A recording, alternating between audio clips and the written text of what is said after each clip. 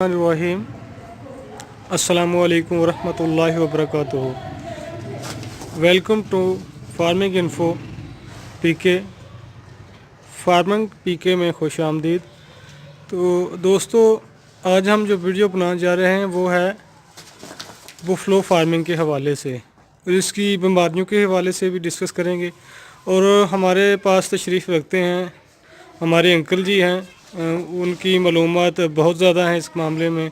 काफ़ी अरसा हुआ है उनको ये कारोबार करते हुए, तो कोशिश करेंगे इसके मतलब में ज़्यादा से ज़्यादा मालूमात उनसे इकट्ठी की जा सकें। तो आइए वीडियो स्टार्ट करते हैं, अंकल जी से बात करते हैं। अस्सलाम वालेकुम अंकल जी। वालेकुम सलाम। चाचा जी, ਤੁਹਾਨੂੰ मतलब कितना अरसा हो गया ये मੱਝਾਂ ਦਾ ਕਾਰੋਬਾਰ ਕਰਦਿਆਂ? ਅਸੀਂ ਜਦੋਂ ਦੇ ਜੰਮੇ ਦੇ ਆ ਮਈਆਂ ਦਾ ਹੀ ਕਾਰੋਬਾਰ ਕਰਨੇ ਆ। ਅੱਛਾ, ਮੱਝਾਂ ਦਾ ਕਾਰੋਬਾਰ ਹੀ ਕਰਦੇ ਹੋ। तो जनाब ये मੱਝਾਂ ਜਿਹੜੀਆਂ ਨੇ मतलब ਇਹਨਾਂ ਦੀਆਂ ਨਸਲਾਂ ਦੇ ਬਾਰੇ ਚ ਵੀ ਕੁਝ ਦੱਸੋਗੇ? ਇਹ ਨਸਲਾਂ ਇੱਕ ਲੁੱਡਣ ਦੀਆਂ ਮਈਆਂ ਹੁੰਦੀਆਂ ਨੇ, ਕੋਈ ਬਾਰੀ ਹੁੰਦੀਆਂ ਨੇ, ਕੋਈ ਚੀਚਾ ਵਤਨੀ ਦੀ ਹੁੰਦੀ ਹੈ, ਅੱਛਾ, ਕੋਈ ਦੇਸੀ ਹੁੰਦੀਆਂ। ਸਹੀ ਹੈ। ਤੇ ਜਿਹੜੀ ਦੇਸੀ ਆ ਇਹਦੀ ਕੀ ਪਛਾਣ ਹੈ? ਇਹਦੀ ਦੇਸੀ ਇਹਦੇ ਵੱਡੇ ਵੱਡੇ ਸਿੰਗ ਹੁੰਦੇ ਨੇ, ਅੱਛਾ ਲੁੰਡੀਆਂ ਪੂਛਲਾਂ ਹੁੰਦੀਆਂ। ਅੱਛਾ, ਤੇ ਇਹਦੀ ਦੁੱਧ ਦੀ ਮਿਕਦਾਰ ਕਿੰਨੀ ਕੁ ਇਹਦੀ ਹੁੰਦੀ ਹੈ? ਦੁੱਧ ਦੀ ਮਿਕਦਾਰ ਟੋਟਲ ਬੜੀ ਚੰਗੀ ਮੱਝ ਜਿਹੜੀ ਆ ਉਹ 4 ਕਿਲੋ ਦੁੱਧ ਟਾਈਮ ਦਾ ਕਰਦੀ ਹੈ, ਇੱਕ ਟਾਈਮ ਦਾ? ਇੱਕ ਟਾਈਮ ਦਾ। ਠੀਕ ਹੈ। ਤੇ ਇਹਦਾ ਰੇਟ ਕਿੰਨਾ ਕੁ ਚੱਲਣ ਡਿਆ ਅੱਜ ਕੱਲ੍ਹ ਮਾਰਕੀਟ 'ਚ? ਰੇਟ ਤੇ ਇਹਦਾ ਅੱਜ ਕੱਲ੍ਹ 1.5 ਲੱਖ, 1 ਲੱਖ 40, 1.5 ਲੱਖ, 1 ਲੱਖ 40, 30, 35 ਇੱਥੇ ਤੱਕ ਲੱਭਦੀ ਹੈ।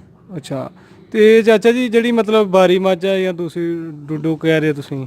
ਬਾਰੀ ਮੱਝ ਜਿਹੜੀ ਇਹਦੀ ਪੂਛਲ ਲੰਮੀ ਹੁੰਦੀ ਹੈ, ਹਾਂਜੀ, ਇਹ ਦੁੱਧ 14-15 ਕਿਲੋ ਵੀ ਦੇ ਹੱਡੀ ਹੈ। ਮਾਸ਼ਾਅੱਲਾ। ਇਹਨੂੰ ਬੰਡਾ ਪਾਈਏ ਸਹੀ ਤੇ ਜੀ ਜੀ, ਖਾਲ ਪਾਈਏ, ਤੂੜੀ ਦੇ ਪੱਠੇ ਪਾਈਏ, ਛੜਾਲਾ ਪਾਈਏ, ਅੱਛਾ, ਤੇ ਪੂਛਾਂ ਲੰਮੀਆਂ ਹੁੰਦੀਆਂ ਨੇ, ਸਿੰਘ ਕੁੰਡੇ ਹੁੰਦੇ ਨੇ, ਸਹੀ ਹੈ।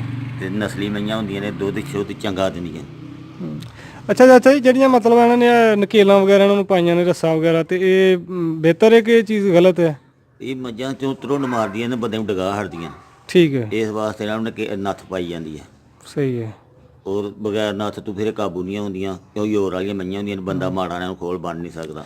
ਤੇ ਇਹਨਾਂ ਨੂੰ मतलब ਖੁਰਾਕ ਦੇ ਹਵਾਲੇ ਨਾਲ ਕੀ ਕੀ ਦਿੱਤਾ ਜਾਂਦਾ ਇਸ ਮੌਸਮ ਦੇ ਵਿੱਚ? मतलब ਸਰਦੀ ਦਾ ਜਿਹੜਾ ਸੀਜ਼ਨ ਚੱਲ ਰਿਹਾ ਹੈ ਤੇ ਸਰਦੀਆਂ ਸੀ ਜਿਹਨਾਂ ਨੂੰ ਗੁੜ ਦਿਓ, ਅੱਛਾ, ਖਲ ਪਾਓ ਸੁੱਕੀ, ਬੰਡਾ ਪਾਓ, ਫਿਰ ਗਰਮ ਚੀਜ਼ਾਂ ਕਰਾ ਪਾਓ, ਅੱਛਾ, ਤੇ ਜਿੰਨਾ ਮਰਜ਼ੀ ਦੁੱਧ ਚੋਵੋ, ਛਟਾਲਾ ਪਾਓ, ਤੂੜੀ ਪਾਓ, ਪਰਾਲੀ ਦੇ ਪੱਠੇ ਬਾਈ ਹੁੰਦੇ ਨੇ ਉਹ ਘੱਟ ਪਾਓ। अच्छा जी, अंकल जी एक मतलब बड़ा अहम को सवाल है कि ਜਿਹੜਾ ਇਹ ਜਾਨਵਰ ਹੈ मतलब ਮੱਝ, ਬਹੁਤ ਸਾਰੀਆਂ ਮੱਝਾਂ ਬੜਾ ਬੜਾ ਅਰਸਾ ਦੁੱਧ ਦਿੰਦੀਆਂ ਰਹਿੰਦੀਆਂ ਨੇ, ਤੇ ਕਿੰਨੀ ਕੁ ਦੇਰ ਤੱਕ ਇਹਦਾ ਦੁੱਧ ਚੋਂਦਿਆ ਰਹਿਣਾ ਚਾਹੀਦਾ? ਦੁੱਧ ਇਹਦਾ 2 ਸਾਲ ਵੀ ਦੇ ਹਟਦੀਆਂ ਨੇ ਮੱਝਾਂ।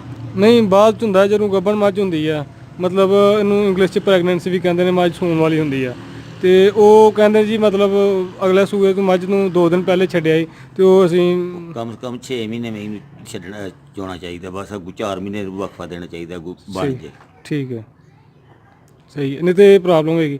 ਅੱਛਾ, ਤੇ ਅੱਜ ਕੱਲ੍ਹ ਜਿਹੜਾ ਬੁਖਾਰ ਸ਼ੁਖਾਰ ਦਾ ਜਦੋਂ ਮਾਮਲਾ ਹੁੰਦਾ, ਇਹ ਬੁਖਾਰ ਬੂਰ ਬਾਈ ਤੋਂ ਕੀ ਹੁੰਦਾ ਹੈ?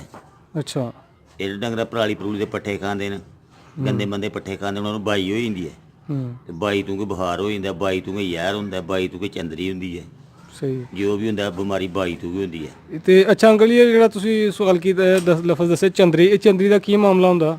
ਚੰਦਰੀ ਜ਼ਹਿਰ ਹੋ ਜਾਂਦੇ ਨੇ ਬਾਈ ਤੋਂ, ਤੇ ਇਸ ਵਾਸਤੇ ਇਹਨਾਂ ਨੂੰ ਮਸਾਲਾ ਅੱਕ ਮਾਰ ਕੇ ਦੇਣਾ ਚਾਹੀਦਾ, ਸਕਿੰਦ ਦੇਣੀ ਚਾਹੀਦੀ ਹੈ ਮਈਆਂ ਨੂੰ, ਫਿਰ ਮਸਾਲਾ ਜੀਰਾ ਦੇਣਾ ਚਾਹੀਦਾ, ਚਿੱਟਾ ਜੀਰਾ ਦੇਣਾ ਚਾਹੀਦਾ, ਜੀਰੀ ਦੇਣੀ ਚਾਹੀਦੀ ਹੈ, ਲਾਲ ਮਿਰਚਾਂ ਦੇਣੀਆਂ ਚਾਹੀਦੀਆਂ ਨੇ, ਅੱਛਾ, ਅਦਰਕ ਦੇਣਾ ਚਾਹੀਦਾ, ਗੰਢੇ ਦੇਣੇ ਚਾਹੀਦੇ, ਇਹਨਾਂ ਦੀ ਇਹੋ ਜਿਹੀਆਂ ਚੀਜ਼ਾਂ ਦੇਣੀ ਚਾਹੀਦੀਆਂ ਜਿਹੜੀ ਬਾਈ ਨਾ ਹੋਏ ਮਈਆਂ ਨੂੰ। ਸਹੀ ਹੈ। ਤੇ ਬਾਈ ਤੋਂ ਇਲਾਵਾ ਕੋਈ ਹੋਰ ਅੱਜ ਕੱਲ੍ਹ ਸਰਦੀ ਸੁਰਦੀ ਦਾ ਇਮਕਾਨ ਨਹੀਂ ਹੁੰਦਾ ਇਹਨਾਂ ਨੂੰ ਲੱਗਣ ਦਾ? ਉਹਨੇ ਸਰਦੀ ਇਹਨਾਂ ਨੂੰ ਕਰੀਏ, ਜੇ ਬੰਦਾ ਖਲ ਪਾਏ ਇਹਨਾਂ ਨੂੰ, ਮਈਆਂ ਨੂੰ ਗੁੜ ਛੋੜ ਪਾਏ, ਖਲ ਪਾਏ, ਗੁੜ ਪਾਏ, ਫਿਰ ਸਰਦੀ ਕਾਹਦੀ ਲੱਗਣੀ ਇਹਨਾਂ ਨੂੰ? ਮਈਆਂ ਸੌਖੀਆਂ ਸਖਾਲੀਆਂ ਹੁਣ, ਬਾਈ ਉਹਨਾਂ ਨੂੰ ਸਰਦੀ ਉਹਨਾਂ ਨੂੰ ਕੋ ਲੱਗਦੀ ਜਿਹੜੀ ਮਈਆਂ ਲੱਸੀਆਂ ਹੋਣ। ठीक है, बहुत बहुत मेहरबानी अंकल जी हमारे साथ इन्फॉर्मेशन शेयर करने का। तो इसके बाद हम कोशिश करेंगे आपको इनके भैंस के मतलब मज़ीद इन्फॉर्मेशन जो कि आजकल ट्रेंड चल रहा है कि जानवरों को ठोर आ रही है। अंकल जी, ठोर के मतलब कुछ? ਠੋਰ ਜਿਹੜੀ ਨੇ ਇਹ ਗਰਮੀ ਤੋਂ ਹੁੰਦੀ ਆ जी, ਡੰਗਰ ਨੂੰ, ਜਦੋਂ ਵੀ ਹੁੰਦੀ ਆ ਗਰਮੀ ਤੋਂ ਹੁੰਦੀ, ਇਹਨੂੰ ਦੇਸੀ ਤੇਲ ਦੇਣਾ ਚਾਹੀਦਾ। ठीक है।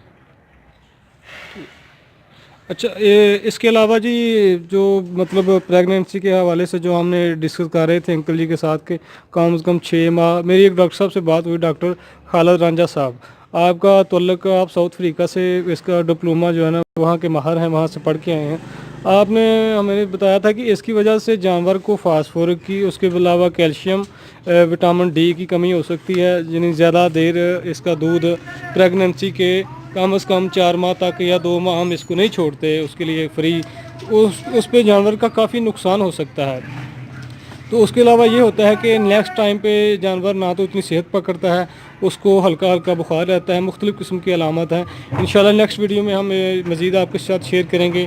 तो मज़ीद फार्मिंग के हवाले से बेहतरीन वीडियोस देखने के लिए और बेहतरीन मालूमात देखने के लिए हमारे चैनल को सब्सक्राइब करें और हमारी इस वीडियो को